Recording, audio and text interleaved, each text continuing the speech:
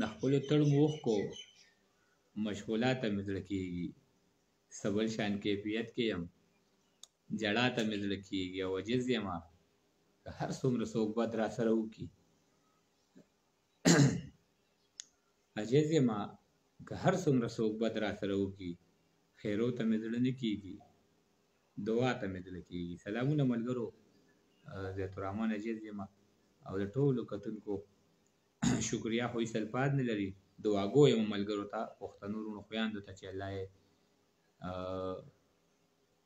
د دې خاورې نه بدامني لرې کړي او الله دې پکې امن راولي. خو یوه خبره ده چې یو خو په دې ویډیو کې د ضمیر خان لالا هېڅ قصور نشته، ځکه چې ضمیر خان ورته نه دي ویلي چې ته دې یاد کړه او ما مه یادوه، یا ما یاد کړه او دې مه یادوه.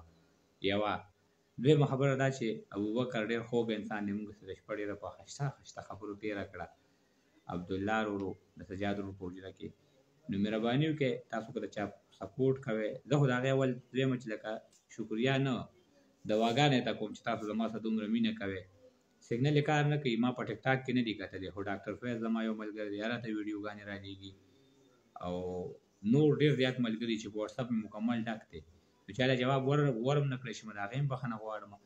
او ضمیر خان ضمیر زما په ملګرو کې پخو ملګرو کې دی. بل د منیر بونیري نه راواخلې تر زما پورې، منیر بونیري الله دې ولې عزت ورکړي، ډېر ښه شاعر دی، او بیا په پسې دا نور شاعران دي، بیا په اخره کې زه یم چې زه پکې لږ کمزوری یم د لفظونو په لحاظ سره، د تشبیهاتو په لحاظ سره، د معنو په لحاظ سره. د دې منځ کې چې دا څومره شاعران دي چې ستاسو په ذهن کې څوک هم راځي، الله په سر ولاړ دی چې څوک هم د دوی صفت کوي، او زه په دې خفه کېږم چې زه به مسلمان نه یم. نو مهرباني وکړئ تاسو زما مرسته وکړئ، د نورو ملګرو مرسته وکړئ، خو نه چې دې خوا پکې د بل سړي تذلیل کوئ او د بل سړي پکې بېعزتي کېږي، د هغې نه ځان وساتئ. او ضمیر خان لالا الله دې خفه مه کړه، دغه یوه شپه یا یوه ورځ چې موږ کومه تېره کړه دا زموږ د ژوند د ټولو نه خوندوره لمحه وه، زما ورورې. او زه به څه ویم په دې کې، نو زه خو په هغه ویډیو کې ما داسې نه خبرې کړي، میس مې نه دي کړی، خو د ټیک ټاک مخې ته راغلې ده. نو ابوبکر هم زموږ ورور دی، راځئ چې ټول یو بل ته بښنه وکړو، یو بل معاف کړو، او دا کار به زه د ځان نه شروع کړم. نیازه خان لالا وایي چې د بابا د دې فرمانه شروع کېږي او هر یو کار له خپله ځانه شروع کېږي. نو راځئ چې د ځان نه بیا زه شروع کړم چې ابوبکر خو ما سره څه کړي نه دي چې ګینې ما سره زیاتې کړي یا دا دي یا هغه دي. خو به هر حال ابوبکر زموږ ورور دی، ضمیر خان ضمیر لالا زموږ پخو ملګرو کې دی.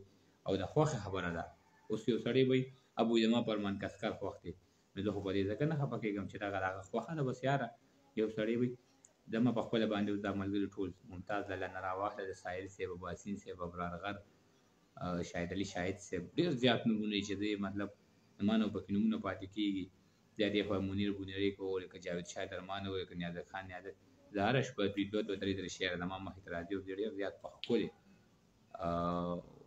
ماحول کې اورم او ډېر زیات خوندونه تللی. نو په دې باندې خفګان نه دی پکار چې د چا څوک خوښي، نو هغوی مه مجبوروئ. ښه ډېره مهرباني ورور، ما نه خبرې ګډې وډې کېږي، زه خو نه شم کولی دا خبرې.